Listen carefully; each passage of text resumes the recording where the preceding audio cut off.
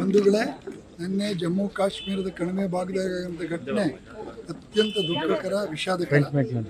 ಕಾರಣ ಅನೇಕ ನಮ್ಮ ರಾಷ್ಟ್ರೀಯ ಬಂಧುಗಳು, ಅದು ಇಡೀ ದೇಶದಿಂದ ಅಲ್ಲಿ ಪ್ರವಾಸಕ್ಕೆ ಹೋದಂಥ ಬಂಧುಗಳ ಮೇಲೆ ಈ ರೀತಿ ಆಗಿರುವಂಥದ್ದು, ಅವ್ರು ಯಾರೋ ಬಂಧುಗಳು ಕಳ್ಕೊಂಡಿರೋದು ಅದು ದೊಡ್ಡ ದುಃಖದ ಸಂಗತಿ.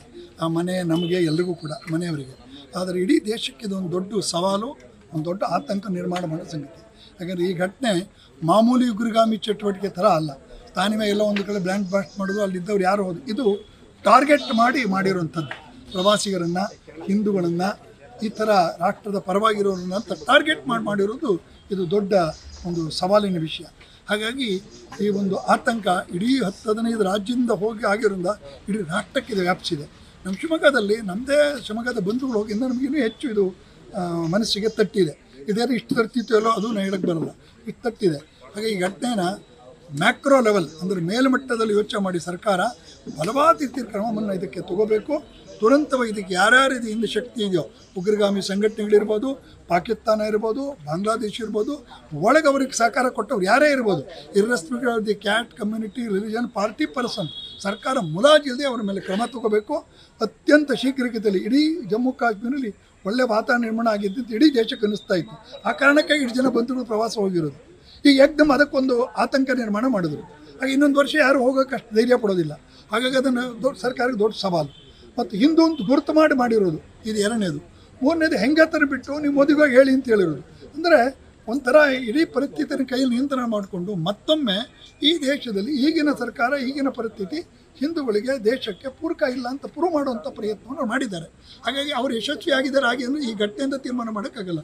ಮುಂದೆ ದೇಶ ಹೇಗೆ ನಿಲ್ಲುತ್ತೆ, ಸರ್ಕಾರ ಏನು ತಗೊಳ್ಳುತ್ತೆ, ನಮ್ಮ ಮಿಲಿಟರಿಗಳು ಹೆಂಗೆ ವ್ಯಾಖ್ಯಾನ ಮಾಡುತ್ತೆ, ಇದನ್ನು ಹೆಂಗೆ ನಿಭಾಯಿಸುತ್ತೆ ಅನ್ನೋದ್ರ ಮೇಲೆ ನಿಂತಿದೆ. ನಾವು ನಮ್ಮ ವಿನಂತಿ, ಸಂಘದ ರಾಷ್ಟ್ರೀಯ ಸ್ವಯಂ ಸೇವಕರ ವಿನಂತಿ ಏನಂದರೆ ಇಡೀ ದೇಶ ಒಂದಾಗಿ ನಾವು ಎದುರಿಸಬೇಕು. ಇದು ಕೇವಲ ಸರ್ಕಾರದ ಕೆಲಸ ಇಲ್ಲ, ಇಡೀ ರಾಷ್ಟ್ರದ ಕೆಲಸ ಇದು.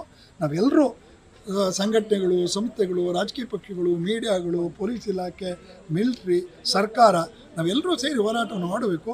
ತುಂಬ ಸಮಾಧಾನ ಸಂಗತಿ, ಸಂತೋಷ ಅಂತ ಹೇಳೋದಿಲ್ಲ ನಾನು. ಎಲ್ಲ ರಾಜಕೀಯ ಪಾರ್ಟಿಗಳು ಒಂದೇ ಧ್ವನಿಲಿ ಮಾತಾಡಿದ್ದಾರೆ. ಇಡೀ ಪ್ರಪಂಚದ ಅನೇಕ ರಾಷ್ಟ್ರಗಳು ಒಂದೇ ಭಾವವನ್ನು ವ್ಯಕ್ತಪಡಿಸಿದ್ದಾರೆ.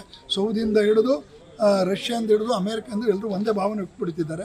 ಮತ್ತು ಇರಾಣನ ವಾಪಸ್ ಕರೆಸ್ಕೊಂಡ್ಬಂದಿದ್ದು ಇದಕ್ಕೊಂದು ಪೂರಕ ಕಾರಣ ಇರ್ಬೋದು. ವಕ್ಫ್ ಕಾಯ್ದೆ ತಿದ್ದುಪಡಿಯನ್ನು ಕಾಯ್ದೆ ಇರ್ಬೋದು. ಮತ್ತು ಮೋದಿಯವರು ಹೊರಗಡೆ ಹೋದಾಗ ಮತ್ತು ಅಮೇರಿಕ ಉಪಾಧ್ಯಕ್ಷರು ಬಂದಾಗ ನಡೆದ ಒಂದು ಘಟನೆ, ಇದೆಲ್ಲದರಲ್ಲಿ ಈ ಘಟನೆಗೆ ತುಂಬ ಒಂದು ಮಹತ್ವ ಬಂದಿದೆ. ಹಾಗಾಗಿ ಈ ಘಟನೆಯನ್ನು ಕೇವಲ ಒಂದು ಘಟನೆ ಅಂತ ತಗೊಳ್ಳದೆ ಇದ್ರ ಹಿನ್ನೆಲೆ ಮತ್ತು ಇದು ಮುನ್ನೆಲೆ ಇದೆರಡನ್ನೂ ಗಮನಿಸಿಕೊಂಡು ಸರ್ಕಾರ ಬಲವಾದ ರೀತಿ ಕ್ರಮ ತಗೋಬೇಕು. ನಾವೆಲ್ಲರೂ ಅದರ ಬಗ್ಗೆ ನಿಂತ್ಕೋಬೇಕು.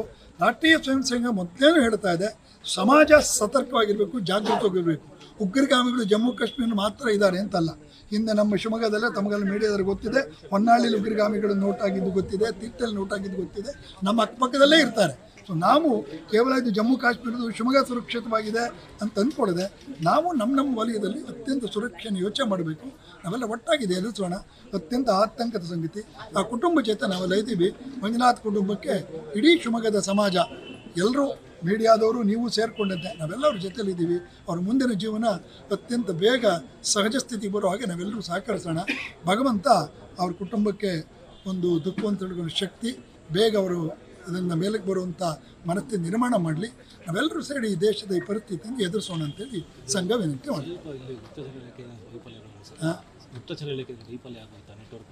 ಅಲ್ಲ, ನೀವು ವೈಫಲ್ಯ ಅನ್ನೋದನ್ನು ಘಟನೆ ಒಂದಕ್ಕೆ ತೊಗೊಳಕ್ಕೆ ಬರಲ್ಲ. ಪ್ರಯತ್ನ ಮಾಡಿದ್ರು ಕೆಲವರಿ ನಡೆಯುತ್ತೆ. ಈಗ ಎಲ್ಲ ಎಚ್ಚರಿಕೆ ಆ್ಯಕ್ಸಿಡೆಂಟ್ ಆಗೋದಕ್ಕೆ ನಾನು ಸರಿಯಾಗಿ ಡ್ರೈವಿಂಗ್ ಮಾಡೋದು ಮಾಡ್ತಾ ಸಾಕಾಗಲ್ಲ, ಎದುರುಗಿರೋನೇ ಸರಿಯಾಗಿ ಡ್ರೈವಿಂಗ್ ಮಾಡಬೇಕು. ನಾನೊಬ್ಬ ಡ್ರೈವಿಂಗ್ ಮಾಡಿದ್ರೆ ಏನು ಸರಿ ಆಗೋಲ್ಲ, ಅವನು ಡ್ರೈವಿಂಗ್ ಮಾಡಬೇಕು. ಬೇರೆ ಅನೇಕ ಕಾರಣಗಳಿರುತ್ತೆ. ಹಾಗಾಗಿ ವೈಫಲ್ಯ ಅಲ್ವಾ, ನಾನು ಅದನ್ನೇನು ಅವ್ರ ಬಗ್ಗೆ ಜಡ್ಜ್ಮೆಂಟ್ ಕೊಡೋಲ್ಲ. ಆದರೆ ಒಂದು ಘಟನೆಯಲ್ಲಿ ಇಟ್ಟು 15 ವರ್ಷ ಎಷ್ಟು ಕಂಟ್ರೋಲ್ ಮಾಡಿದ್ರಲ್ಲ, ಅಷ್ಟು ಕಂಟ್ರೋಲ್ ಮಾಡಿದ್ರ.